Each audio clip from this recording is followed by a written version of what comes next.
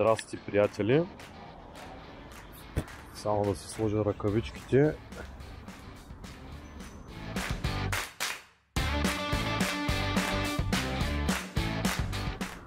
Да видим само ъгъла на камерата, но мисля, че ще бъде окей. Поне за сега. Включвам се днес с един тротинет каджийски влог. Днесният влог ще бъде за най-добрата тротинетка спрямо цена, качество и, разбира се, функционалност. Веднага ви казвам в днешната ситуация, защото доста пъти ми се налага да използвам моята тротинетка в ежедневието. И ще ви обясня и защо. И съответно как я използвам.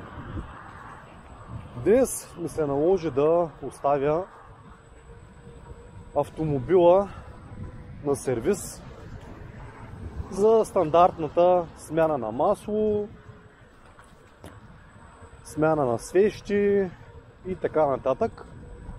Не, че не мога да си ги сменя сам, но честно казано предпочитам да отида при човек, който това нещо го прави постоянно, защото, нали, ако все пак не караме много нови автомобили и ако има някакъв проблем, да може той да го отстрани, защото, както знаете, повечето ремонти на мотора ходя при мой приятел да ги правим заедно и постоянно винаги излиза по нещо. Така и с автомобилите, които, нали, са вече на повече от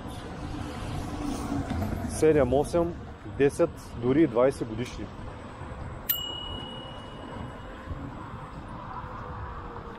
Та днес какво се случи? Оставих сутринта автомобила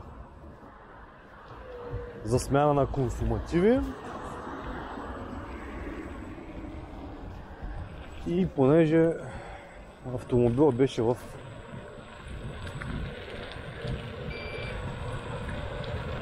посока, която е по-далечко от където съм аз, най-доброто решение за това беше да съм с тротинетката, съответно да я сложа в багажника и да се придвижа нормално. Защото няма смисъл, нали, да фащам таксита и така нататък, при условие, че имам право на такъв транспорт и на най-бързото решение.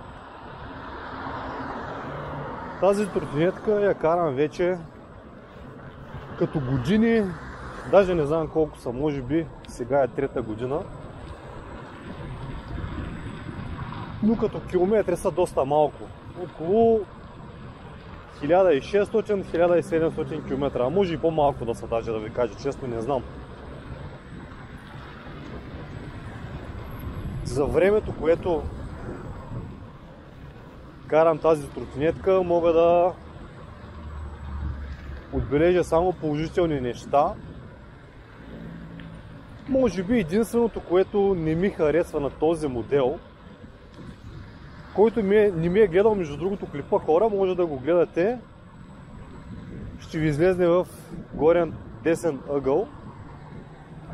Правя ревю на тротинетката Xiaomi M365 от първите Xiaomi-та.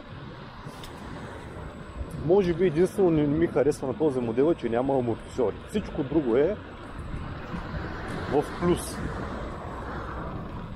За мен най-важното нещо е да може да е компактна и да се подбира навсякъде. Тоест да мога да я подбирам в багажника на автомобила, да мога също да я пренасям по етажите, за да мога да я зареждам и така нататък. Така че според мен големината е от съществено значение. Може би единствено, пак казвам, само за амортисьорите съжалявам.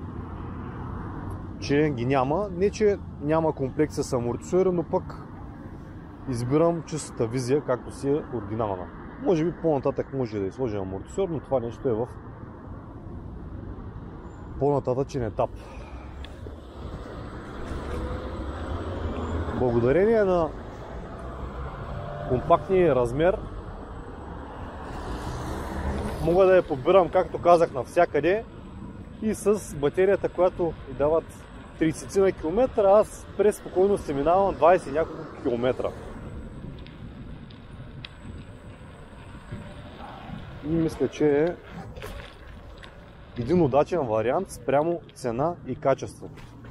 Има адски много модели, нови, с амортисьори, големи и така нататък, но те са прекалено обемисти и не са чак толкова яки за пренасене и зареждане.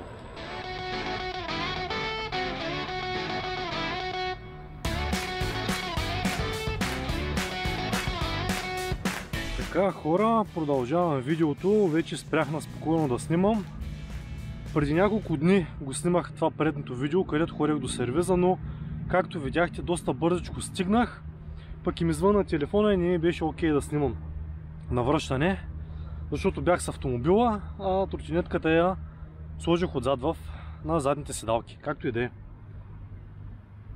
Да ви споделя мнение относно тротинетката и да ви кажа защо точно този модел тротинетка според мен спрямо цена и качество е една от най-удачните. Както знаете, в едно от предните ми видеа бях ви снимал тротинетката, ако не се лъжа, тогава беше на 500-600 км, нещо такова.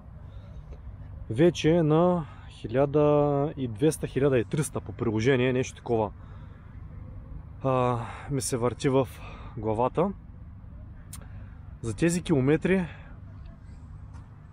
все още нищо не съм пипал по нея, единствено и само поддръжка, чистене, смазване и така нататък. Тук между другото не го гледайте, сложил съм се една турбичка, за да имам просто турбичка, защото нямам чанта тук горе. Та, според мен това нещо е, този тип тротинетка е една от най-удачните, която може да си купите, защото като размери е напълно адекватна, т.е. може да я слагате в дори най-малките багажници на автомобили. Така че събира се дори на широко, не е нужно, нали, да я слагате върху нещо друго, да я подпирате и така нататък. Про серията на тази, между другото, е с няколко сантиметра малко по-дълга, която също е окей. Другият модел, който според мен също е окей, е 9Bolt.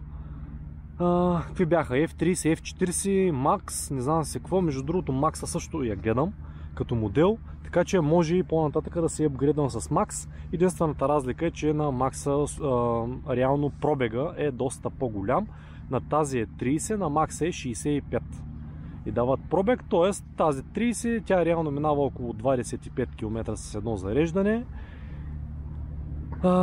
Какво да ви кажа, доста доволен съм между другото и според мен спрямо цена и качество си заслужава. Нали, много хора между другото казват, че този модел бил вървял много бавно и някакви такива неща. Според мен за нуждите, които имам аз да се придвижа от точка А до точка Б и както примерно днес излезнах, ходех да плащам сметки, да пазаря някои неща и така нататък. Това нещо, в смисъл този тип тротинетка е супер удачен вариант. Ако бъда честен, занапред съм запланувал да си купа някоя по-мощна тротинетка от сорта на там 2-3 хиляди вата, не знам с колко хиляди вата. Даже между другото гледах едни, които бяха по 2 по 3 хиляди вата, т.е. 6 хиляди вата. Т.е. 6 кВт, два мотора по 3000 вата, т.е. това нещо направо кърти. За напред бих се радвал да се взема такова нещо, но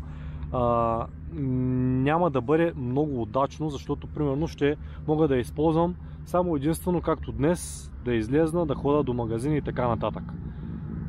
Примерно ще ми бъде доста трудно да я качвам вкъщи, съответно да я качвам по стълби. Тя е и по-обемна, също е и по-тежка, към 40-50 кг, даже май може и 60 кг да е, не се сещам точно като характеристики. Но доста нали, по-трудно е за закачване и за вдигане. Друг плюс, който мога да кажа специално точно на този модел тротинетки, Xiaomi и 9Volt и тези, които са малките тротинетки, е, че освен, че като се свият стават супер компактни, са и супер леки. Тоест, днеска примерно влизах в банката, понеже нямаше място къде да я завържа отвън, понеже се нося между другото катинарче такова вело и я вързам тук, нали, на джантата, някой да не я открадне. Понеже нямаше място, направо я взех и я вкарах вътре в фоайето на банката. В повечето места, между другото, и магазини, никой не ми е отказвал да я вкарвам, защото, нали, бутаме някъде в страни да не пречи и да нямам проблем. Но съм чел, между другото, в групички във Facebook и така нататък, че има хора, които им правят проблеми по магазините. Зависи пак колко е голяма. Ако е от големите, със сигурност ще ви направят проблем. Дори, примерно, ако е някаква такава мръсна и падат някакви бокуци от нея, няма да е окей, нали, да влезете в магазина. Но аз лично с това моделче съм влизал къде ли не. Наистина къде ли не. Съм влизал и съм я оставил за дълго време. Друго нещо, което искам да споделя, на пазара се появиха доста такива модели.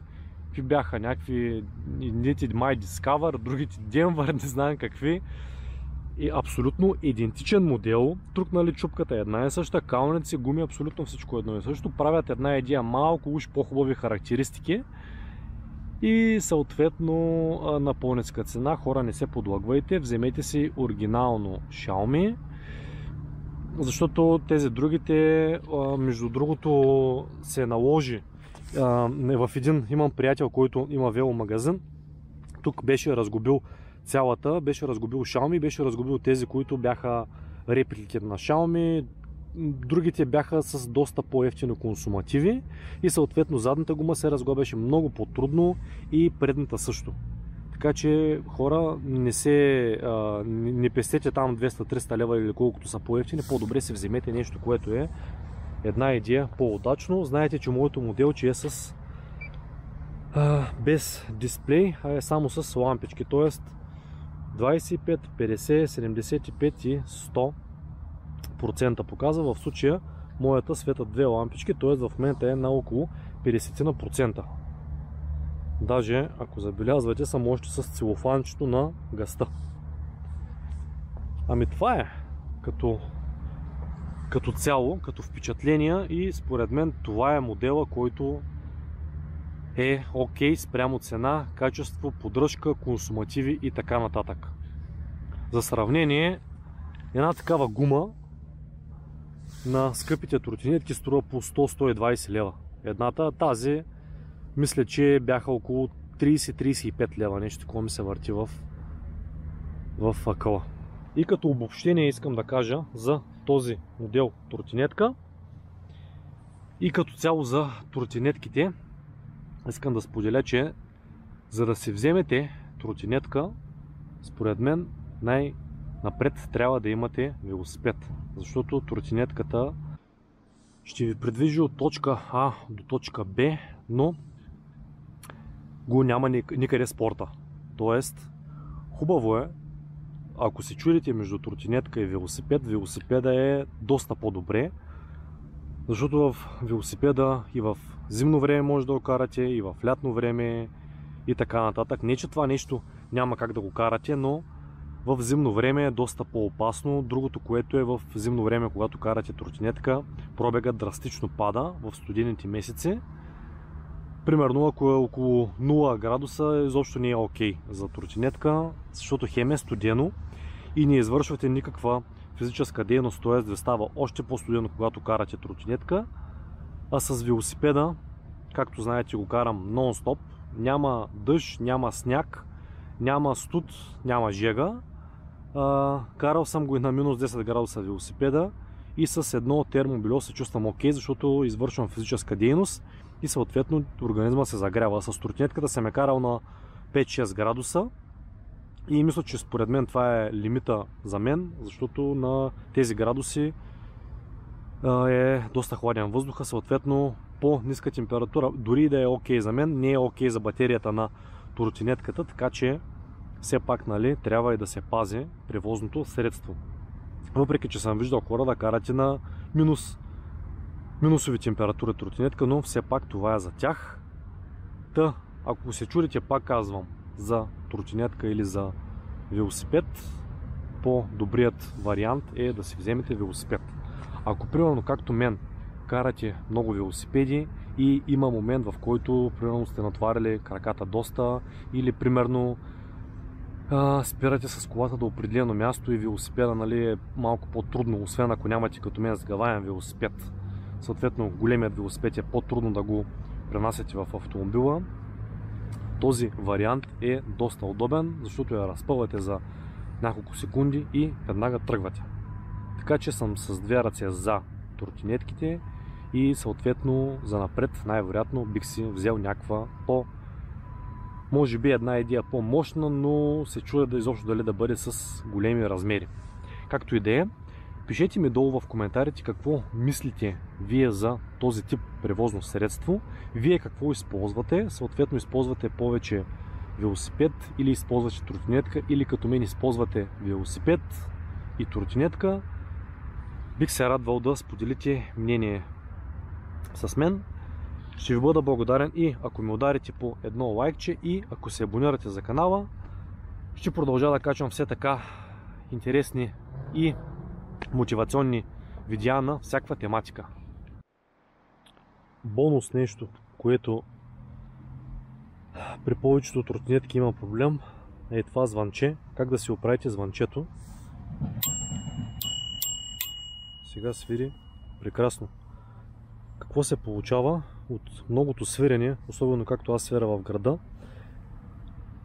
е това палче, което удря камбанката, отива малко по-напред. Съответно, вие трябва да го дръпнете по-назад, за да, както е тук, да има милиметър разлика. Т.е. когато се удари, да звънне. А когато съответно то се отхлабва и отиде малко по-напред, тогава се чува по-глухо и не звъни толкова добре. Така че, какво се прави? Натискате това звънче и го дърпате малко назад, за да може да има 1 мм разлика. Така че това е лайфхакче за тези, които имат подобен модел тротинетки. Казвам ви чао, бъдете здрави и ще се видим само след няколко дни с ново и интересно видео.